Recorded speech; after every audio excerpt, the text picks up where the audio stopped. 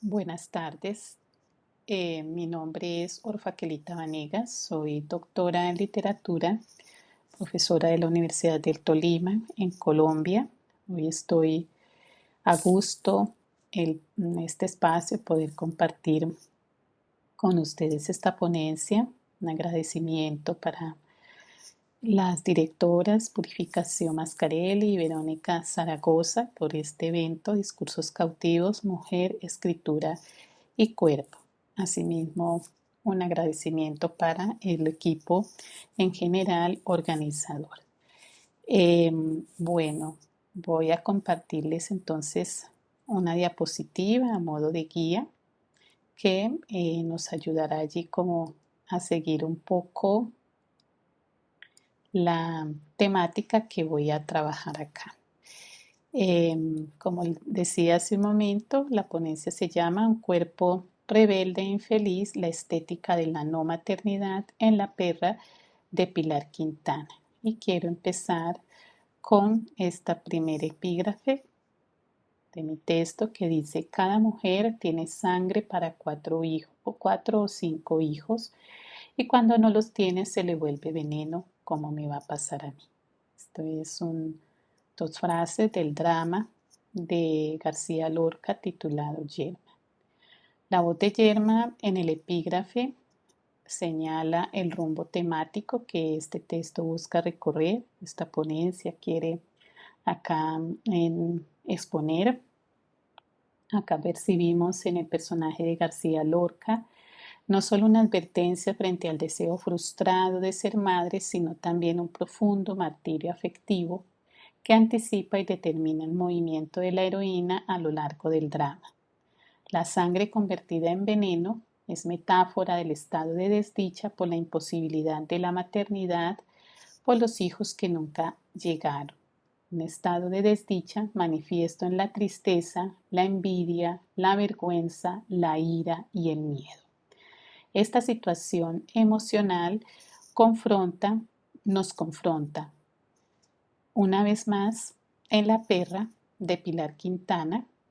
La lectura de La perra ubica al lector en el yo íntimo de un personaje femenino que proyecta su felicidad en el rol de madre. Con virtuosismo literario, la escritora colombiana reinventa a Yerma, el personaje de García Lorca, en su novela Damaris es Yerma, una mujer con un cuerpo estéril recorrido por el veneno. Un aspecto que no pasa inadvertido en La perra es la falta de compasión de la escritora para con su personaje protagonista. Quintana pareciera ir al núcleo más doloroso del mundo emocional de Damaris para luego regresar y contar lo que hay allí. En La perra, lo primero que reconocemos en su heroína es la profunda conciencia que tiene de su propia vulnerabilidad y amargura. Es una mujer pobrísima que vive en un pueblo costero desfavorecido, un pueblo colombiano, quizás el Pacífico colombiano, hija de madre soltera. Su padre, un soldado de paso por el pueblo, nunca la reconoció. Ella crece al cuidado de los tíos porque la madre trabaja en Buenaventura y viaja de vez en cuando a visitarla. Eh, Damaris queda huérfana cuando iba a cumplir 15 años porque la madre es asesinada por una bala perdida justo antes de la fiesta de 15 que había además preparado junto a su hija. Damaris, sus vecinos también la miran como una especie de ave de mal agüero porque se le señala responsable del accidente de un niñito blanco, Nicolásito, un niñito blanco, rico, que va a pasar las vacaciones allí en la costa pacífica y es arrastrado por una ola de un acantilado mientras está jugando con Damaris, y pues se le culpa el hecho de no haberle salvado la vida. Y era una niña igual de la edad de Nicolásito. Por esta muerte es tremendamente castigada, recibe de parte de su tío 33 latigazos, que son los días que el mar demoró en devolver el cuerpo del niño. Este hecho la azota, ¿sí?, con la culpa y la necesidad de demostrar que es buena. Damaris no tiene amigas ni amigos y tiene una prima hermana odiosísima, se llama Luzmila esta mujer, que se comporta de manera siempre muy intrigante y cruel. Damaris es una mujer negra, grande y gorda, a la que no le agrada su propio cuerpo. Perdón que acá me equivoqué es acá sí. Bueno, allí en la cita, bueno, en la parte de mi texto digo que Damaris es una mujer negra, grande y gorda, a la que no le agrada su propio físico y que además tiene un cuerpo estéril, incapaz de gestar hijos. Pero, y quizás en esto la autora le da un lenitivo, Damaris se enamora y es amada. Rogelio, que es su compañero, es un hombre recio, pescador en marea tempestuosa, que si bien no se muestra amoroso con ella y en algunos momentos es insolente, tiene gestos de cariño, la acompaña, la apoya, ¿sí? Juntos buscan una solución a ese estado de infertilidad de Damaris o de la pareja. La narración comienza in media res. Encontramos a Damaris hablando con doña Elodia, una vecina, sobre una perra negra que ha sido envenenada. Y esta perra recién había parido una camada de 10 perritos. Desde esta primera escena, el lector empieza a conocer a Damaris a partir de unos diálogos directos entre los personajes y la intromisión de una especie de narrador testigo ajeno a los hechos. Se nos va develando una Damaris, una mujer sencilla, un poco naive porque piensa que sus vecinos son incapaces de envenenar a los perros y con un profundo deseo, una profunda necesidad de tener algo para cuidar o proteger. De esta manera, en las primeras páginas nos enteramos de la adopción de una perrita, de la camada de la perra envenenada, ¿sí? Adopta a Damaris una perrita de estas que doña Elodia le ha regalado. Aparece también el primer indicio acá en estas primeras escenas que nos alerta como lectores sobre la historia que comienza. Esta es una cita de la novela que dice: como no tenía dónde meter a la perra, se la puso contra el pecho, le cabían las manos, olía a leche y le hacía sentir unas ganas muy grandes de abrazarla fuerte y llorar. Tal como se anunció en párrafos, pues hace un momentito, Damaris es como Yerma, ¿sí? No puede tener hijos y sufre terriblemente por ello. Cuando adopta a la perrita ya tiene más de 40 años y ha perdido la esperanza de ser madre. Bueno, de esta situación nos enteramos una vez avanzamos en la narración. En esta cita despierta interés la fuerte respuesta afectiva del personaje al poner sobre su pecho el animal. El énfasis del narrador en la expresión emocional de Damaris deja al descubierto el placer intenso que le produce tener la perra cerca y saber la suya. Es evidente que se proyecta sobre la perra un afecto maternal. Así lo sostiene, por ejemplo, Leonardo Loaiza, cuando dice que Damaris sustituye con la perra el hijo que nunca tuvo y asume de esa manera una especie de maternidad protésica.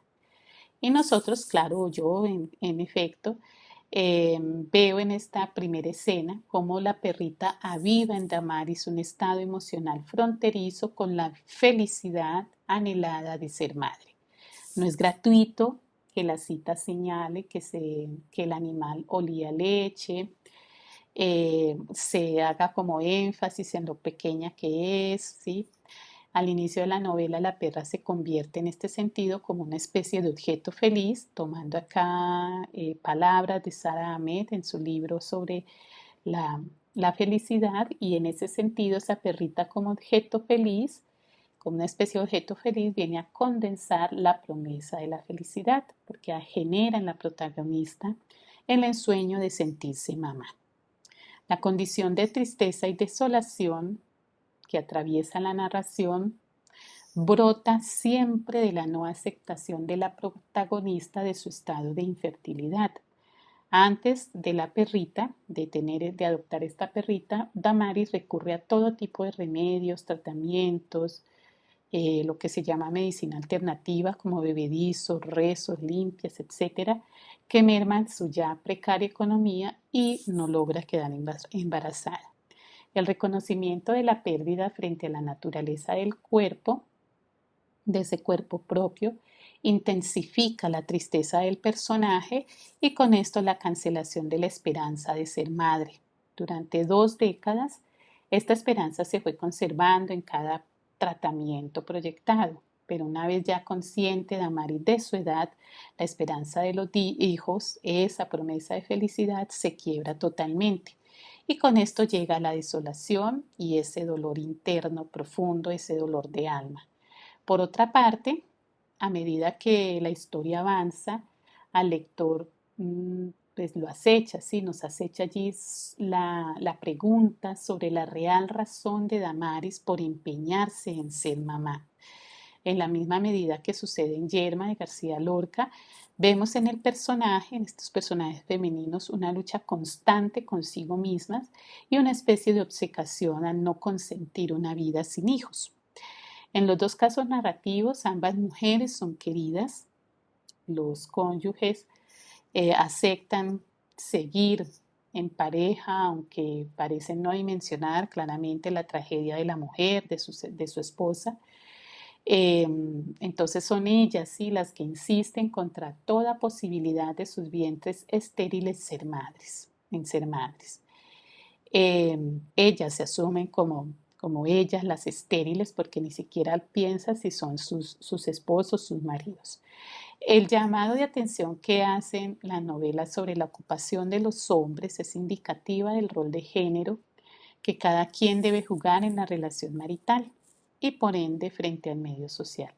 Este aspecto, sumado a la vergüenza como mujer, por ejemplo, que expresa Damaris, ¿sí? Se avergüenza, se lo dice ella misma, soy una vergüenza de mujer, frente a su propia infertilidad, conlleva a entender que tanto la actitud de Yerma como la de Damaris frente a ese férreo deseo del embarazo obedece más a la necesidad de cumplir la función social como mujer casada que quizás a una inclinación maternal. La aflicción vergonzosa de Damaris se deriva de la exigencia de los otros, del mundo de afuera y sus normas sociales y culturales.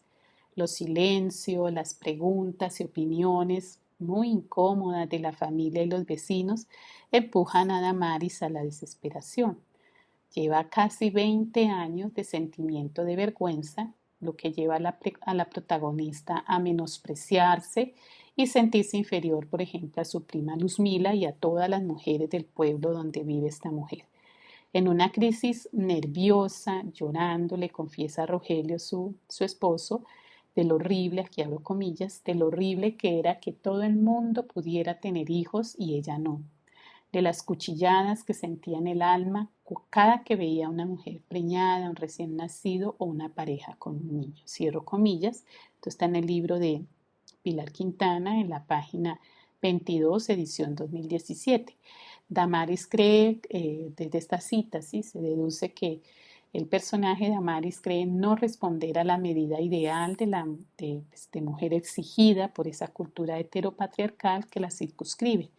Incluso le resulta inconcebible, ni siquiera lo piensa, yo lo había mencionado, que sea Rogelio el estéril. Si Damaris no puede procrear, entonces no puede ser feliz. Y en esta coyuntura trágica se define justamente el presente y el futuro del personaje. La vergüenza y la tristeza calan con mayor potencia debido al contexto que las enmarca. Sabemos que hombres y mujeres, por estar inmersos desde la infancia en un grupo social que defiende y labra un conjunto de emociones públicas, no pueden cindir enteramente sus modos de ser ni sus hábitos de pensamiento de lo aprendido colectivamente, ¿sí? Esta idea la trabaja Nussbaum. De esta manera, para la protagonista de La perra, el principio de felicidad que la determina es un principio ideológico inalcanzable. A ver, que por acá tengo una cita sobre esto. Entonces, repito, para Damaris, la perra, para Damaris, sí, protagonista de La perra, el principio de felicidad que la determina es un principio ideológico inalcanzable. El cuerpo infecundo es incompatible con la felicidad. Por lo tanto, el valor moral de ser madre actúa con Damaris de manera mezquina, la aplasta con todo su poder cultural. Shirley es el nombre que Damaris le hubiese puesto a su hija, ¿sí? El nombre de una reina de belleza, dice la novela. Y justamente a la perrita adoptada la llama Shirley. Y en esto se confirmaría, una vez más, la proyección amorosa materna de personaje hacia el animal. La perra, como decía hace un momento, se convierte en un objeto feliz y en consecuencia causante de felicidad. Diría Saramet en ese objeto feliz en un sellador de grietas. Damaris se revaloriza como mujer en los cuidados que brinda la perra, incluso su cuerpo inútil lo percibe ahora como una primera cuna, ¿sí? Como un lugar de refugio para su protegida. Y bueno, en ese orden miremos esta siguiente cita, lo que dice, de donde deduzco ese cuerpo como primera cuna para ese animalito adoptado. Durante el día llevaba a la perra metida en el brasier entre sus tetas blandas y generosas para mantenerla calientita. Por la noche la dejaba en el cartón con una botella de agua caliente y la camiseta que había usado ese día para que no extrañara su olor. Acá, sin perder de vista que la perra no tiene el estatus humano de un hijo, claramente, Damaris cuida al animal como si de un infante se tratara.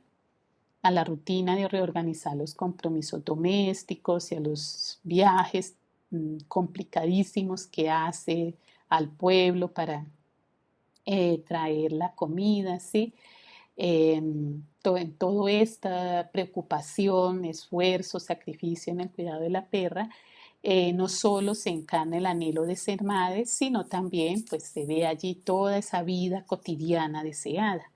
La protagonista disfruta de cada nueva situación que le reclama el cuidado del animal, esta percepción de la perrita como un objeto feliz se amplía en todo su sentido hacia el placer de vivir. La felicidad acá no se reduce, ¿sí? A la agradable sensación de tener a la perra, solamente eso, sino que se amplía hacia el logro de la vida anhelada. Da bases incluso a un proyecto a largo plazo porque ella está pensando en los años cuál va a ser como la relación, ¿sí? Con esa perra. Cuando la perra ya había cumplido los 6 meses, uno de los miedos que acecha a Damaris es que se muera.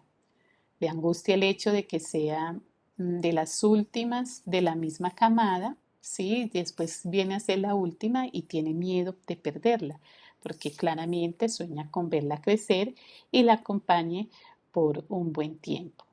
Bueno, yo por cuestiones de tiempo voy a avanzar hacia las conclusiones. Un poco aquí les comento que más adelante esa relación entre Damaris y la perra Shirley se fractura tremendamente porque la perra empieza a comportarse como un animal y empieza a escaparse, a quedarse varios días por fuera y esto decepciona tremendamente a Damaris porque no puede controlar pues, el comportamiento del animal. Al principio, la primera escapada, pues la trata bien al animalito, pero luego ya empieza a tener una desilusión, ¿sí?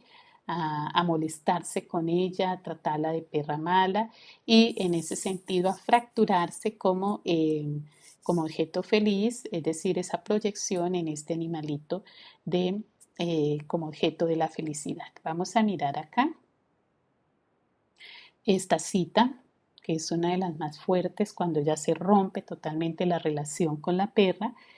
Dice, tan bella mi perra, ha regresado después de estar como más de un mes por allá, escapada en el animalito en la selva. Entonces dice Damaris, tan bella mi perra, dijo para que Rogelio la oyera, Rogelio su marido. Ya se ajuició. Eso es solo porque está preñada, dijo Rogelio. Para Damaris fue como un golpe en el estómago. Sintió que se quedaba sin aire. No pudo ni siquiera negarse a aceptarlo porque era evidente. La perra tenía las tetas infladas y la barriga redonda y dura. Acá en la preñez de la perra claramente estalla esa fantasía de la maternidad lograda con la crianza. Con este golpe emocional, no hay manera ya de sostener en el tiempo y reenviar hacia al futuro el deseo de ser madre. La perra no solo confronta a Maris en su incapacidad de procrear, sino que además la despoja de sus buenos sentimientos. Por ello se hunde como en un estado de parálisis y desamparo y llega al punto en que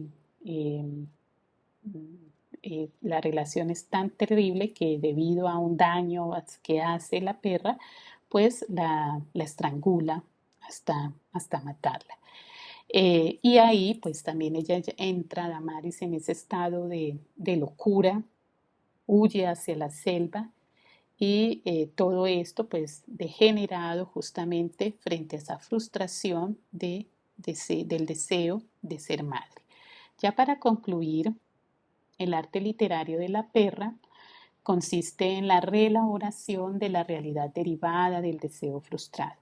Con la invención de un personaje como Damaris, lo que hace acá la escritora es concebir un mundo profundamente real desde la reflexión sobria y desilusionada de las cosas. La perra, como una especie de regalo prometido, hábilmente se torna en la novela en un objeto feliz, luego en un objeto infeliz, a través del cual se percibe la ambivalencia de las emociones y el fracaso violento cuando el ser humano se siente desmoralizado, que en el caso de Damaris es pues estrangular al animalito. La maternidad irrealizable traza lo problemático de la idea de felicidad porque ésta depende de algo ajeno a nuestro dominio, a nuestro cuerpo e investido al mismo tiempo de un valor moral y social positivo. La novela en esta línea se deja leer como una narración que cuestiona y pone en crisis la idea de felicidad anclada a los hijos como posibilidad máxima de realización de la mujer. Hasta acá mi disertación. Muchísimas gracias por la atención.